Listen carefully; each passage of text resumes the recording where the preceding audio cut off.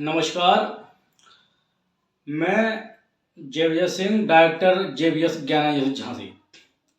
कल मैंने अपने वीडियो के माध्यम से ये बताया था कि आखिर यूजीसी क्यों जरूरी है, क्यों लागू होना चाहिए। लेकिन आज पक्ष और विपक्ष पर बहस न करके हम आज आपको सच्चाई से अवगत कराते हैं जो कि रियल है। पहली बात, यूजीसी लाया क्यों गया। यूजीसी उच्च शिक्षा संस्थानों में जो डिस्क्रिमिनेशन यानी कि भेदभाव है उसको मिटाने के लिए यूजीसी लाया गया। लेकिन इस पर बहुत ही वाद विवाद हो रहा है। भारतीय समाज दो ध्रुवों में बढ़ चुका है, एक हमारे स्वर्ण भाई बहने और दूसरा SC ST और OBC और माइनॉरिटी। तो आज इस सच्चाई से जानते हैं कि आखिर पूरा प्रोविजन से यूजीसी का है क्या। इस नई गाइडलाइन के तहत यह निर्धारित किया गया है कि प्रत्येक कॉलेजों में और विश्वविद्यालयों में यानी कि यूनिवर्सिटीज में एक इक्वल अपॉर्चुनिटी सेंटर बनाया जाएगा और फिर उसके अंदर इक्विटी कमेटी बनाई जाएगी, यानी कि एक ऐसी समिति बनाई जाएगी जो समानता की बात करे। इसलिए इसका नाम रखा गया है इक्विटी कमेटी। लेकिन अब बात यह है कि भेदभाव की गुंजाइश है क्या इस कमेटी में। तो पहले चलिए सबसे समझते हैं। इस कमेटी में लगभग 10 मेंबर होंगे, 10 मेंबर। इस कमेटी के जो हेड होंगे वो होंगे उस कॉलेज के प्रिंसिपल साहब भी हो सकते हैं, वाइस चांसलर भी हो सकते हैं, या जिसका कॉलेज है या जिसका कोई प्राइवेट कॉलेज है या कोई प्राइवेट यूनिवर्सिटी है तो वो भी उसके हेड होंगे। एक सदस्य तो वो होंगे। दूसरा, जो शिक्षक हैं उनके रिप्रेजेंटेशन के लिए यानी कि उनके प्रतिनिधित्व के लिए व्यक्ति होंगे, चाहे वो खुद शिक्षक ही क्यों ना हो। तीसरा, छात्रों के लिए निराकरण किया गया है कि जो छात्र हैं उनके रिप्रेजेंटेशन के लिए भी यानी कि उनके प्रतिनिधित्व के लिए भी इस कमेटी में छात्रों की व्यवस्था है। 3। चौथा, एक एक्सटर्नल यानी कि एक्सटर्नल एक्सपर्ट होगा, यानी कि जो बाहरी मामलों का जानकार हो, एक ऐसा व्यक्ति होगा। अब बाकी के जो सदस्य बचे हैं वो SC ST OBC minority women या विकलांग या दिव्यांग में से होंगे। यानी कि अगर एक रेशियो माना जाए तो 100% में से 50% जो रेशियो जाता है वो SC ST OBC माइनॉरिटी वर्ग को जाता है और बाकी के 50% में अदर लोग कमेटी के मेंबर होंगे। लेकिन अब बात है यहां पर स्वर्ण समाज की। तो वाइस चांसलर किसी भी समाज से हो सकता है जो कमेटी का हिस्सा है। टीचर जो इस कमेटी के हिस्सा होंगे या जो टीचरों का प्रतिनिधित्व के लिए जो मेंबर होंगे वो किसी भी समाज से हो सकते हैं, वो स्वर्ण समाज से भी हो सकते हैं। स्टूडेंट्स के रिप्रेजेंटेशन के लिए यानी कि प्रतिनिधित्व के लिए जो मेंबर्स जो सदस्य कमेटी में होंगे वो जनरल वर्ग से भी हो सकते हैं। ऐसी कोई गाइडलाइन नहीं है कि जनरल वर्ग के सदस्य इक्विटी कमेटी के मेंबर नहीं होंगे। तो इस मैटर से इतना तो क्लियर है कि जनरल वर्ग की अनदेखी नहीं की गई है। लेकिन SC ST OBC माइनॉरिटी को एक 50% का रेशियो डाल दिया गया है। वो भी इसलिए डाला गया है कि ताकि जो हम पहले वीडियो में चर्चा कर चुके हैं, रोहित वेमुला जैसे कांड ना हो, यूनिवर्सिटी के अंदर किसी व्यक्ति को सताया ना जाए। अब इसमें प्रावधान ये है कि जन्म, धर्म, लिंग के आधार पर या जन्म स्थान के आधार पर किसी भी चाहे वो शिक्षक हो, चाहे वो स्टूडेंट हो, चाहे वो नॉन टीचिंग स्टाफ हो, ये बताना भूल गए कि कमेटी में नॉन टीचिंग के लिए भी रिप्रेजेंटेशन की जगह है। यानी कि चाहे टीचर हो, चाहे स्टूडेंट हो, चाहे खुद ही वाइस चांसलर हो या कोई नॉन टीचिंग स्टाफ हो, इनके लिए भी यह व्यवस्था की गई है कि इनके लिए भी जन्म से, जात के आधार पर, जन्म के आधार पर या लिंग के आधार पर भेदभाव नहीं किया जाएगा। तो ये बताइए कि जाति क्या सिर्फ हिंदुओं में है? जाति तो मुस्लिमों में भी है। जाति क्या सिर्फ एससी में है, एसटी में है, ओबीसी में? जाति तो स्वाओं में भी है। लिंग के आधार पर स्त्री और पुरुष में ही भेदभाव को रोका गया है। जन्म स्थान के आधार पर भी रोका गया है। तो इस कमेटी में ऐसी तो कोई बात है नहीं विरोध करने की। अभी हम आगे ये भी चर्चा करेंगे कि आखिर विरोध हो क्यों रहा। अब समझते हैं कि प्रक्रिया क्या है। क्या तुरंत शिकायत की किसी ने और तुरंत कार्रवाई हो जाएगी? तो ऐसा नहीं है। जब जांच कमेटी को जैसे ही कोई शिकायत मिलती है, उसके 24 आवर्स यानी 24 घंटे के अंदर मामले को यानी कि शिकायत को संज्ञान में लिया जाएगा।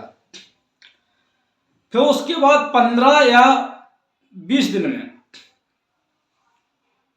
उस शिकायत की समिति के द्वारा, इक्विटी कमेटी के द्वारा जांच पड़ताल की जाएगी और फिर अगले 7 दिनों में उस पर फैसला सुनाया जाएगा। यह तो हुआ एक मेथड कमेटी का शिकायत निपटाने का। लेकिन क्या यहीं पर समस्या खत्म हो जाती है? यानी कि यूनिवर्सिटी की जो इक्विटी कमेटी ने फैसला सुना दिया वही मान्य होगा? और फैसला होगा कैसे? तो फैसला इनका मान्य नहीं होगा। अगर किसी को लगता है, किसी कैंडिडेट को लगता है कि उसके साथ निर्णय जो हुआ है वो गलत हुआ है या पक्षपातपूर्ण है, तो वो अम्बुड्स पर्सन को या अम्बुड्समैन को शिकायत भेज सकता है, जो कि कमेटी से ऊपर का मेंबर होगा। ये जो व्यक्ति है, ये जिस कॉलेज की ये समिति होगी उसका मेंबर नहीं होगा, ना टीचर होगा ना उसका कोई मेंबर होगा। ये या तो रिटायर्ड जज होगा या सीनियर कोई सिविल सर्वेंट होगा। तो गवर्नमेंट ने तो पक्षपातपूर्ण रवैया अपना ही नहीं है, क्योंकि उसमें तो बाहर के हैं। और ये भी नहीं है कि वो व्यक्ति जो अमूर्त पर्सन होगा वो सिर्फ SC ST OBC होगा। वो जनरल भी हो सकता है, माइनॉरिटी भी हो सकता है, वुमेन्स भी हो सकती है। लेकिन अगर किसी को यहां तक अभी भी लगा कि ये फैसला अभी भी मेरे पक्ष में नहीं है और मैं अभी भी निर्दोष हूं, तो वो आर्टिकल 226 के तहत डायरेक्ट हाई कोर्ट में जाकर अपील दायर कर सकता है इस फैसले के खिलाफ। लेकिन लगा कि भाई नहीं, अभी भी हमारे साथ अन्याय हुआ है, तो अनुच्छेद 136 के तहत वो SLP यूज करके डायरेक्ट सुप्रीम कोर्ट में भी जा सकता है इस फैसले के खिलाफ जो इक्विटी कमेटी ने यूनिवर्सिटी या कॉलेज से दी है। अब बताइए भाई, डायरेक्ट तो ऐसा है नहीं कि डायरेक्ट जो इतना शोर शराबा हो रहा, आपसी में लड़ाया जा रहा है, आपसी में लड़ रहे हैं हम लोग, सभी लोग भारतीय, सबकी बात कर रहा हूं, तो ऐसा तो कुछ है नहीं। एक लंबा सा प्रोसीजर है, लंबा सा प्रावधान है। समझे, इतना आसान नहीं है किसी को झूठा फंसा दो। दूसरी बात यह है कि अब जो ये प्रक्रिया है, कहीं इसमें लूप है, क्या कोई कमी है इस कानून में? तो कानून में जिसका विरोध हो रहा है उसका मेन कारण यह है कि अगर शिकायतकर्ता को अगर रेमेडी दी गई है तो जो आरोपी है उसे भी रेमेडी दी जानी चाहिए, यानी कि उसे भी बचाव का स्पष्ट प्रावधान इस कानून में होना चाहिए। मेन विरोध ये है, जो कोई राजनेता बताएगा नहीं, कोई पॉलिटिशियन बताएगा नहीं, क्योंकि सब आपसी में लड़वाने में लगे हैं। तो जो मेन कारण है यही है।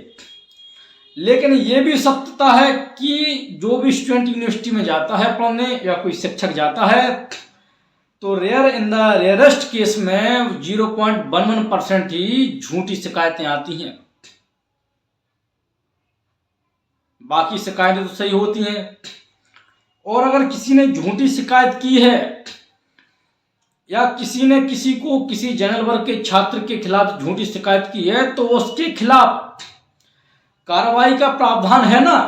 बीएनएस भारतीय न्याय संहिता में अगर कोई अपराध है, कोई कृत अपराध है तो अपराध है, यानी कि अगर किसी हमारे जनरल वर्ग की बहनों को परेशान कर दिया किसी ने या किसी भाई को परेशान कर दिया तो उसके लिए बीएनएस में व्यवस्था है, क्योंकि बीएनएस स्पष्ट प्रोविजन है कि भारत के संपूर्ण क्षेत्र में जहां तक भारत की हद है, जहां तक भारत का सीमा क्षेत्र है, संपूर्ण क्षेत्र में बीएनएस के कुछ प्रावधानों को छोड़कर बाकी सारे प्रावधान संपूर्ण भारत के अंदर मान्य होंगे।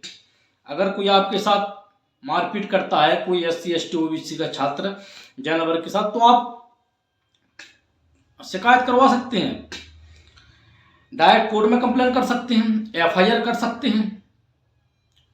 अब प्रक्रिया ये समझेंगे, जो चल रहा है पोस्टर में आजकल बहुत से मीम्स बन रहे हैं, वीडियो बना रहे हैं कि ये तो हमारे खिलाफ बोल गए, नहीं बोले तो सीधे तुम्हें 10 साल की सजा हुई, कोई कह रहा 20 साल की सजा हुई। ऐसा कोई भी प्रावधान या प्रोविजन इसमें नहीं है, क्योंकि UGC सिर्फ इंस्टीट्यूशनल संस्थानिक कार्रवाई करेगी, उसे कोई भी क्रिमिनल कार्रवाई करने का अधिकार नहीं दिया गया है। अगर कोई क्रिमिनल कृत्य बनता है, कोई क्रिमिनल कार्रवाई होती है या कोई क्रिमिनल मैटर बनता है तो FIR दायर करने का अधिकार जो विधि का अधिकारी होगा, जिसे दायित्व दिया गया है, तो या तो पुलिस थाने में होगी या फिर जाके कोर्ट के माध्यम से होगी, और फैसला अंततः कोर्ट द्वारा ही सुनाया जाएगा। यानी कि फैसला अंततः कोर्ट द्वारा ही सुनाया जाएगा। थोड़ा बोलने में कभी कभार हो जाता है मिस्टेक, फैक्चुअल, तो फैसला तो अंत तक कोर्ट में ही जाएगा, तो इसमें घबराने की कोई ऐसी बात है नहीं। अब जो प्रोविजंस थे तो मैंने आप लोगों के सामने स्पष्ट कर दिए। हालांकि 30 मार्च तक सुप्रीम कोर्ट ने इस पर अभी अस्थायी रूप से रोक लगा दी है। क्यों लगाई है? क्योंकि इसी बात के लिए रोक लगाई गई है कि शिकायतकर्ता को जब कोई उपचार दिया जा रहा है शिकायत करने का, तो जो पीड़ित है इससे उसको भी कुछ रेमेडी या उपचार दिया जाए। तो देखते हैं आगे क्या होता है। इसलिए सौहार्द और भाईचारे की भावना बनाए रखें और कानून पर और सरकार पर पूर्ण विश्वास बनाए रखें कि सरकार किसी के भी साथ पक्षपात पूर्ण रवैया नहीं अपनाएगी। और रही बात मेरी कि मैं समर्थन में हूं, UGC के की विरोध में हूं। मुझे तो इस कानून में अभी तक कोई ऐसा लूप नजर आ नहीं रहा कि मैं इसका विरोध करूं। अगर कोई लूप नजर आएगा तो उसका जो लीगल राइट है, जो कॉन्स्टिट्यूशन राइट है, तो वो कोर्ट के पास है। सरकार के पास से आप लोग आवाज उठाओ, और अगर सरकार को लगेगा तो संशोधन कर देगी, लेकिन ऐसा कोई लूप है नहीं। कुछ लोग तो बिना पढ़े हुए भी धरना प्रदर्शन कर रहे हैं, जिन्होंने एक्ट का एक लाइन तक नहीं पढ़ी है। तो किसी को भी हमारे समस्त भारतीय समाज में भेड़ चाल नहीं चलनी चाहिए। पहले पढ़ लो, समझ लो, फिर विरोध करो।